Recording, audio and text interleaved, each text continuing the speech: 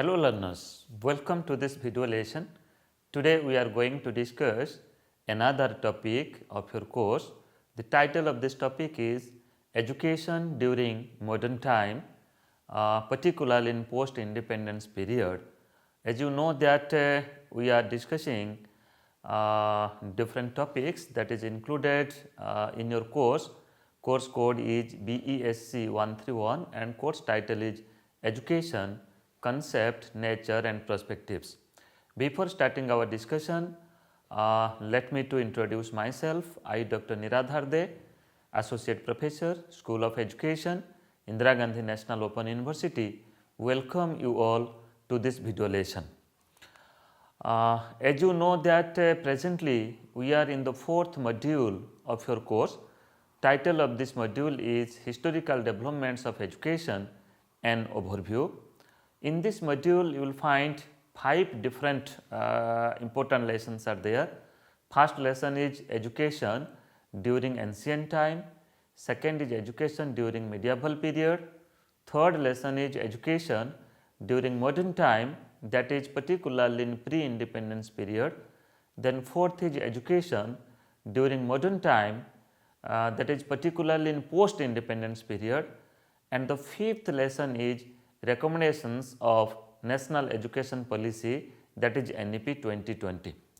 Friends, already we have discussed the first 3 lessons, that is education during ancient time, during medieval period and during modern time, that is in pre-independence period. In this lesson we are going to discuss education during modern time, particularly post-independence period. So friends, as you know, the system of education, the development of education that we are practicing today, it is not just the development of today, rather you can say this is a continuum of development. That means continuously the system of education have been developing starting from the you can say ancient time, starting from the ancient system of education, the Gurukul system of education. So that is why chronologically you might have understanding that the educational system and the process of teaching and learning system and the pedagogy that were being practiced during the ancient time, and further the transformation of education that happened at the medieval period, then in the modern time, particularly both in pre-independence period and post-independence period, and presently now we are at the stage of NEP 2020, National Education Policy 2020. So that means being a student of education, being you can say scholar of education, you are supposed to understand the very system of education of our country and how the system has been developed starting from ancient time to this modern time.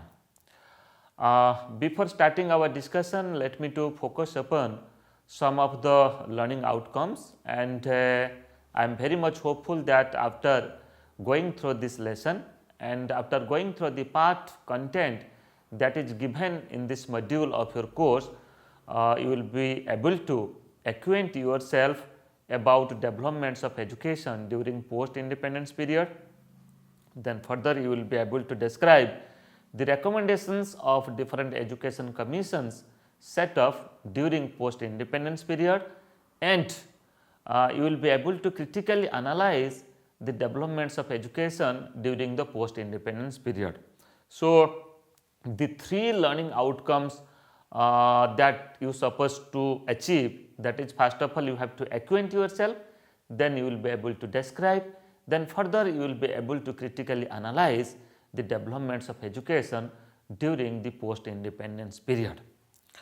Now let us go forward to understand that what are the different developments or major developments, major happenings that have been carried out in education during the post-independence period in India.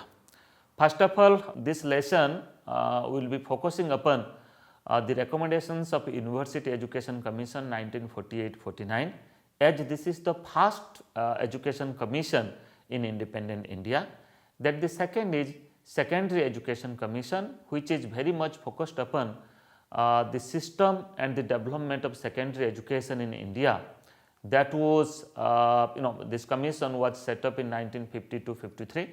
Then further the Education Commission 1964-66, the National Policy on Education 1968, this is called as the first National Policy on Education in independent India.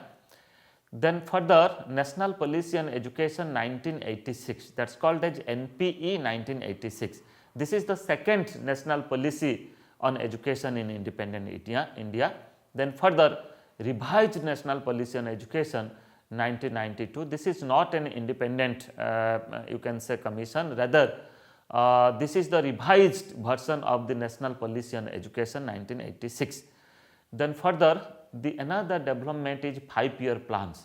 It was started in 1951, the first 5-year plan, and these plans are for every 5 years. So, it started from 1951 and it continues till 2015. So, total 12 5-year plans that has been established, that has been developed in this country, and they have given the recommendations starting from 1951 to 2015.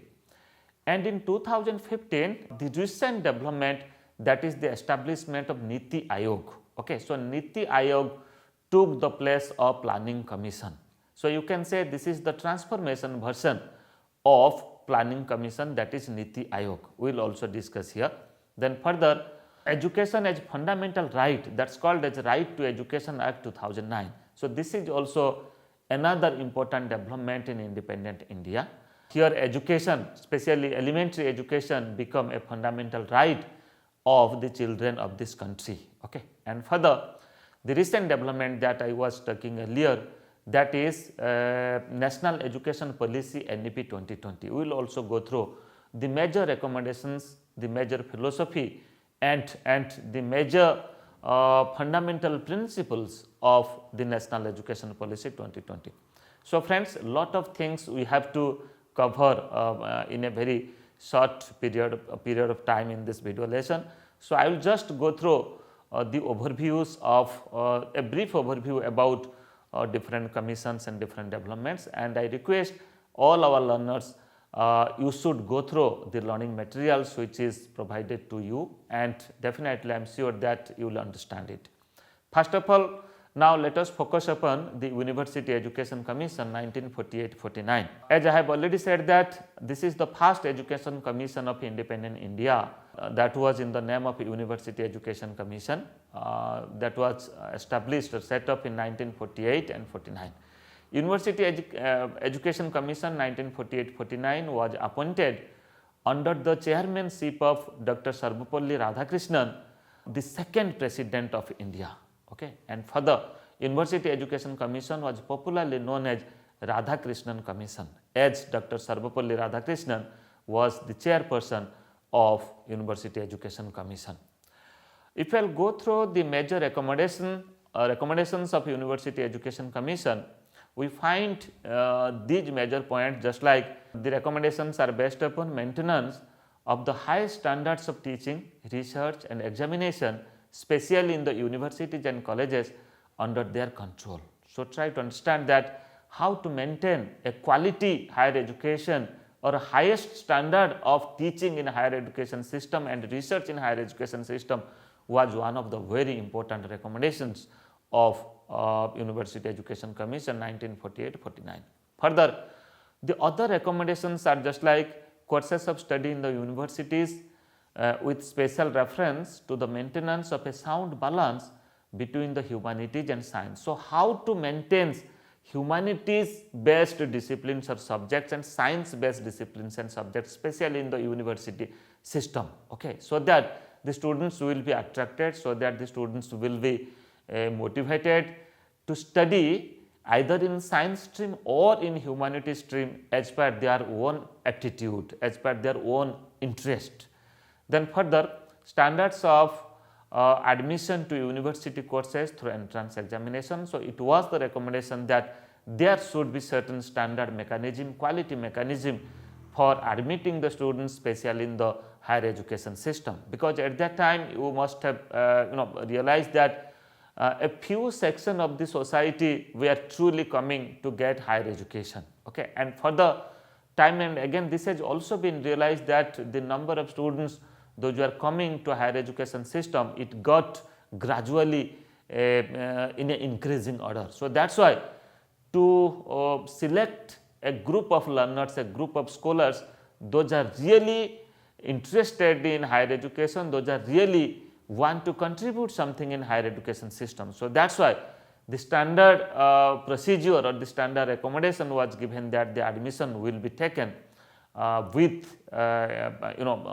entrance examination, and further provision for advanced study in Indian culture, history, literature, languages, philosophy and fine arts. So these are the certain important area that you can say talks about our culture, our tradition, our history, our literature, our language and our belief, our philosophy and the art and culture that we follow. So that is why university, in the university education there should be the scope to promote such things. So that is why it was another important recommendations of University Education Commission. Further, establishment of more universities, it is not possible to cater the students or the increasing number of the students within the few established universities. So that is why the commission recommended that more universities should be established in different regions. Then qualification, conditions of service and salary of teachers was also another important concern, because unless the teachers are not satisfied, then it is not possible to maintain quality in higher education system. So that is why teachers should be well qualified, conditions of service should be good, and at the same time salary of the teachers should be adequate. So these were some of the important recommendations that was given by University Education Commission in 1948-49. And further, in Secondary Education Commission that was set up in 1950-53, it was mostly focused upon secondary education system, the school education system of our country, but you will find that the recommendations are given or it had touched upon the other areas of education, because only talking about secondary education is not enough. Okay, so that is why this has been properly related with the tertiary education system, the higher education system. Dr. A. Lakshmanaswamy Mudaliar, Vice Chancellor of Madras University, was appointed as Chairman of Secondary Education Commission. The commission was directed to suggest measures for reconstruction of secondary education with particular reference to its aims, organization, content and relationship with other levels of education. As I was talking earlier, only talking about secondary education is not enough, rather it should be properly related with the other levels of education. That means particularly in higher education, technical and professional education system. If I will go through the major terms of reference of Secondary Education Commission 1950-53, these things are focused just like the major terms of reference were to inquire into and report on the existing position of secondary education in India in all its aspects, then to propose measures for its reorganization and progress with particular reference to the aims, organization and contents of secondary education, its relationship to primary, basic and higher education, the interrelationships among different types of secondary education, then further the other allied problems also. So friends, these are the certain important aspects, important links that was a terms of references that was addressed by the Secondary Education Commission. It talked you can say the earlier education that needs for getting quality secondary education, that is you can say basic education or the primary education, and at the same time secondary education is also important for getting higher education, tertiary education. So that is why higher education system is also a part of recommendation in this commission. Then the other terms of reference that we can say that arrangements of necessary funds to implement the recommendations of the commission and adopt a planned and coordinated policy for the purpose of establishing standard in education. So, friends, many a time this has been observed that recommendations are good and properly or timely many recommendations that has not been implemented. Reason may be many, factors may be many, but the major factor is availability of fund. Okay. So, that is why in this commission, in the secondary education commission, it was highlighted that the government, both central and state government, will provide funds for proper implementation of the recommendations. Then now let us focus upon the another development, that is Education Commission 1964-66. This is called as a full-fledged commission. This is not all about secondary commission or only university education commission.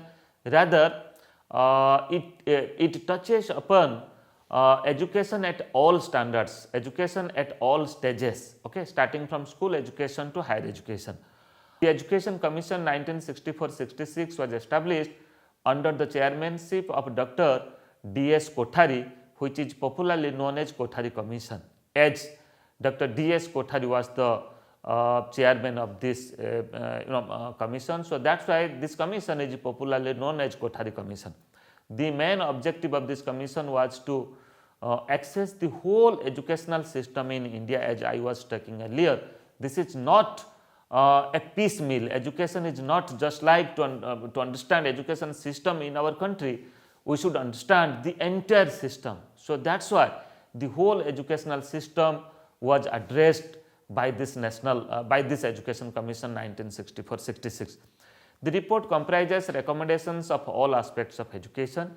It covers education at all stages from the pre-primary through the secondary and to the higher education system.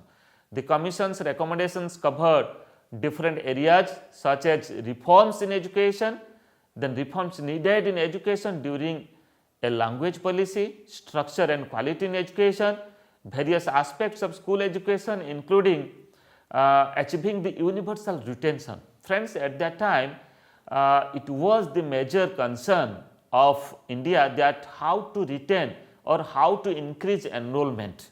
Okay, so, or how to retain the students who are coming to the school system. Okay, so, that is why it was a specific recommendation in this commission that how to achieve universal retention, 100% students, how they will attend the school and they will complete you can say especially the school education. Then the commission highlights not only the present defects in the system at each level, but also offers practical recommendations for eradicating them. Okay, so, what are the panacea or what are the you can say solution of the problems that are being faced in different levels of education was also another recommendation. Now, friends, let us focus upon the first national policy on education. Okay. So, the national policy on education that was established in 1968 is called as the first national policy on education in independent India. Okay. NPE 1968 aimed to encourage national progress, a sense of common citizenship and culture, and to strengthen national integration. So, these are the certain fundamental principle and philosophy behind for developing this first national policy on education in independent India. Then the national policy had given its recommendation on the following aspects. The major aspects of recommendations were free and compulsory education, then status and emoluments and education of teachers, then development of languages, then regional languages, implementation of 3-language formula. Now also we are implementing it, practicing it, the 3-language formula, then achieving equal educational opportunity as per the constitutional provision. So, these are the certain important area basing upon which the National Policy on Education 1968 has given its suggestions and recommendations. Then further let us focus upon another national policy on education that was set up, established in 1986. National Policy on Education 1986 was the second National Policy on Education in independent India. First National Policy on Education was 1968 and second was 1986. In NPE or National Policy on Education 1986, emphasis of the policy was on the vocationalization of education like agriculture, rural development programs, communication and related other areas for the overall development of the economy. Okay, so that's why how to develop the skills and competencies, how to provide work to the hand of every learner, to the hand of every students of the country was another aim, and that's why it was focused to develop vocational education, skill based education that may be related to agriculture education, education related to rural development or through different rural development programs, then communication technology. At the same time, overall development, areas of overall development for the overall you can say economical development of this country. Then the policy also stressed the significance of open university system of education to expand faster the level of higher education. So, the concept of open university was come to this country in 1986 through this recommendation, and after that the open universities in India just like IGNOU that was established. Okay, so beforehand Andhra Pradesh State Open University was also set up, but this commission recommended formally that there is the need of open university in this country for providing educational opportunities to each and every you can say citizens and every learners in this country. Then further developing skills to use the recent and modern technology to that they can earn their livelihood without much suffering was also another important concern. Then to consider education as a continuum. Okay, so the concept of lifelong learning, the concept of continuous education, that means there is no end of education, was also another important concern of this policy. Then to earn maximum benefits of productive human resources of the country through education was also focused. Further, the revised National Policy on Education that was set up in 1992. So, this is not an independent commission or the policy, rather we can say that this is the revised National Policy on Education 1986. The National Policy on Education 1986 was modified in 1992 by the Program of Action, that is called as POA, Program of Action 1992 under the National Policy on Education NPE 1986.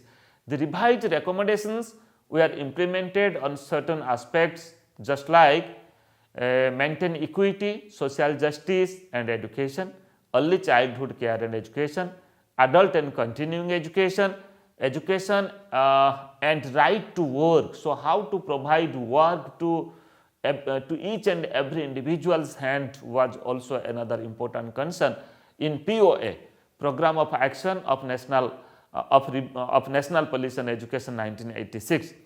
Then higher education system, providing higher education to the you can say interested learners. Then technical and management education. At the same time, development of resources of education, different infrastructure and resources in education, so that the learners feel free and get quality facilities in education. Then now let us focus upon the 5-year plans. I have already touched upon that total 12 5-year plans has been established in our country, in India, starting from 1951 to 2015. Okay. Further, Niti Aayog came into existence in the year 2015 to take over the functions performed by the Planning Commission. Earlier, the 5-year plan was the function of the Planning Commission. So, now Niti Aayog has been taken the place of Planning Commission. So, in 5-year plans, in every 5-year plan, focused was on the development of education at all stages of education, that means at the primary, secondary and university education system. So, what should be the priority area in primary education, in secondary education including senior secondary stage and in university education. That was translated, that was focused, that was recommended, and one implementation plan was also prepared by the 5-year plan, in every 5-year plan. Then further, every 5-year plan caters education planning and implementation in India in view of development of education happening globally and nationally. 5-year plan also works for the effective implementation of the recommendations given by the education commissions at different times. First of all, its work was to cope Indian education system at par with the global standard, at par with the global development, and at the same time the committees and commissions, the educational committee and commissions, that the recommendations that they have given, so how to implement those recommendations and to ensure whether quality education are being practiced in the institutions or not. Okay. So, these were certain important work that was performed by planning commission through different 5-year plans. It was started from 1951 and it was continued till 2015. Further, now let us focus upon Niti Aayog 2015. I was talking earlier that Niti Aayog is the transformation version of the planning commission. National Institute for Transforming India is the full form of Niti Aayog. National Institution for Transforming India, popularly known as Niti Aayog, was the modified form of planning commission formed on 1st January 2015, and from that date Niti Aayog is functioning, is working in our country. Niti Aayog is the premier policy think tank of the government of India, which provides both directional and policy inputs.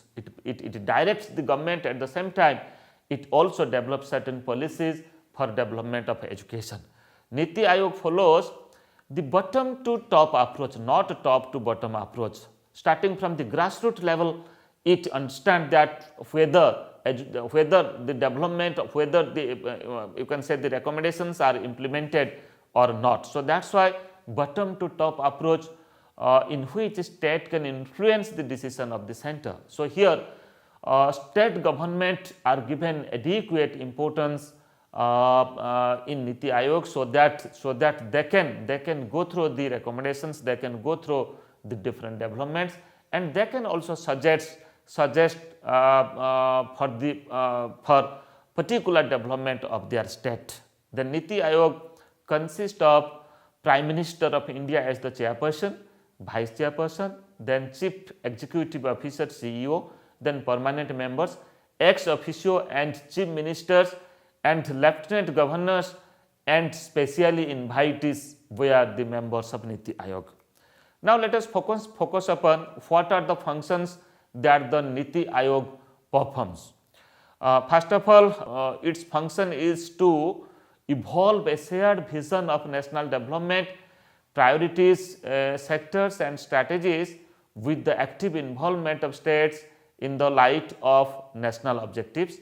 Then further, to foster cooperative federalism through structured support initiatives and mechanisms with the states on a continuous basis, reorganizing that strong states make a strong nation. Then to develop mechanisms to formulate credible plans at the village level and aggregate these progressively at higher levels of government. Further, to ensure on areas that are specifically referred to it that the interest of national security are incorporated in economic strategy and policy of the country. Then to pay special attention to the sections of our society that may be a risk of not benefiting adequately from economic progress.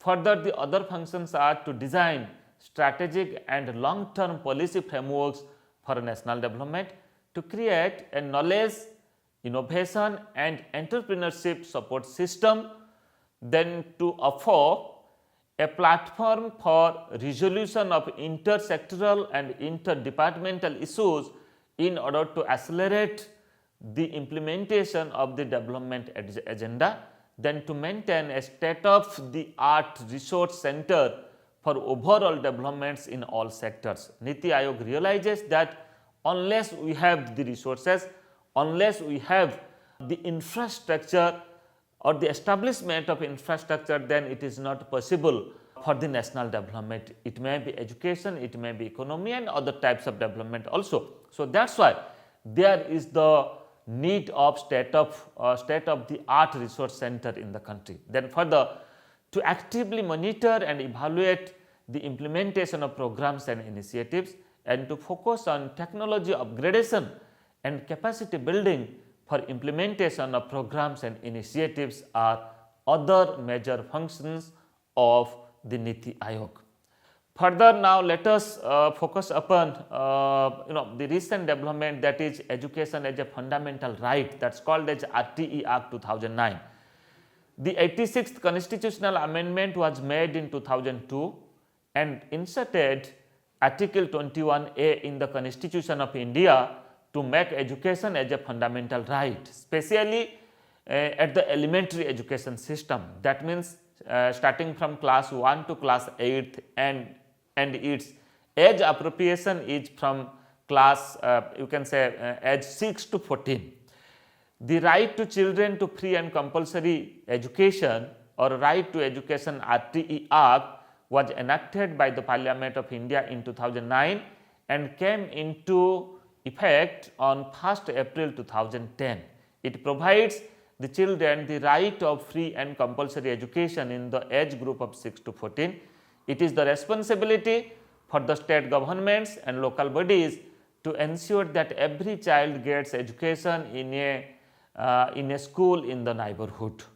India is the 139th country in the world having elementary education as the fundamental right for the children at the age group of 6 to 14. Further, to include certain more aspects in a Right to Education Act, we can say that the main aim of the Act is to provide the opportunity of equality education or equal education for all the children belonging to the age group of 6 to 14. The Act makes provision for the children free and compulsory education in neighborhood schools till the completion of elementary education. Right to Education Act makes certain the compulsory admission, attendance and completion of elementary education for the children in the age group of 6 to 14. The Act directly benefits the children who do not go to school at present. And further, for bringing community closer to school, another function or the recommendation in RT Act 2009 is the school management committee, that is called as SMC, or the local bodies identify the out of school children aged above 6 and admit them in classes appropriate to their age. So, try to understand here, there is a particular section in this act that how to bring community closer to school system, and the work of the community have also defined that the SMC or the community will develop the school development plan, then accordingly development of school will happen. Friends, just to recapitulate, today we have discussed the development of education or the recommendations given by different education commissions, especially in modern education system, that means in post independence period, starting from University Education Commission 1948-49, we have discussed till education become a fundamental right, that is we have discussed the Right to Education Act 2009. Okay? And in our next lesson we will discuss about the recent development, that is NEP 2020, National Education Policy 2020.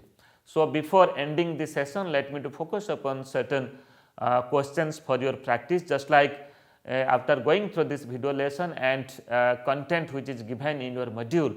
I am hopeful that you will be able to answer these questions, just like what are the different education commissions set up after independence in India, especially in the post independence period. Then explain briefly the major accommodations given by different education commissions set up in India after independence. Then you will be able to discuss the functions of Niti Aayog as a transformed for planning commission. Then what are the major recommendations given by the Right to Education Act 2009? And another question is critically analyze the recommendations made by different education commissions set up after independence. So, I am hopeful that this lesson might have helped you to get the answer of these questions. Thank you.